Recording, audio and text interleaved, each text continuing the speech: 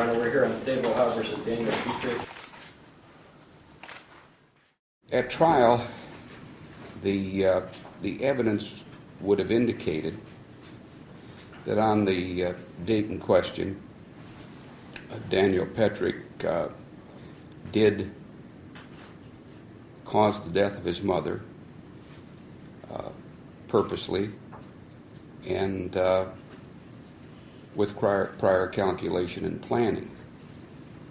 The evidence would also show that in an attempt to kill his father, he used the same firearm to shoot Reverend Petric.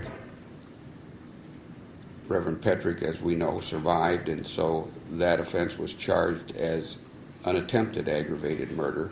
Evidence was submitted with respect to Daniel's mental state, and the defense of not guilty by reason of insanity was never withdrawn, and it was considered by the court. Now, in Ohio, a person is not guilty by reason of insanity relative to a charge of an offense only if the person proves, in a manner specified in Section 290105 of the Revised Code, that at the time of the commission of the offense, the person did not know, as a result of a severe mental disease or defect, the wrongfulness of the person's acts. In neither of the opinions of the experts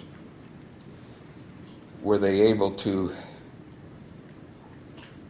articulate that Daniel was suffering from a mental disease or defect of the mind, or that for any other reason he did not know the wrongfulness of his conduct.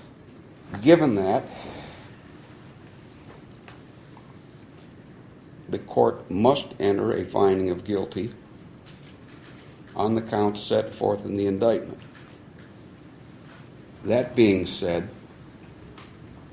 it's my firm belief, as a human being and not as a jurist, that Daniel does suffer from a serious defect of the mind. This court's opinion is that we don't know enough about these video games. In this particular case, not so much the violence of the game, because I believe in the Halo 3, what it amounts to is a contest to see who can shoot the most aliens who attack. It's my firm belief that after a while, the same physiological responses occur in the ingestion of some drugs.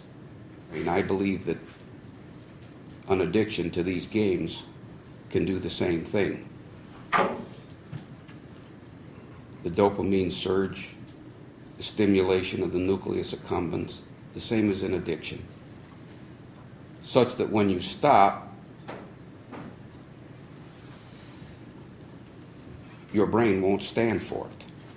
The other dangerous thing about these games, in my opinion, is that when these changes occur, they occur in an environment that is delusional, because you can shoot these aliens and they're there again the next day. You have to shoot them again. And I firmly believe that Daniel Petric had no idea at the time he hatched this plot that if he killed his parents, they would be dead forever. But I believe there's hope here. I believe that it will start here, and at some point when all is known about Daniel and what occurred here, we will be able to achieve a greater sense of justice.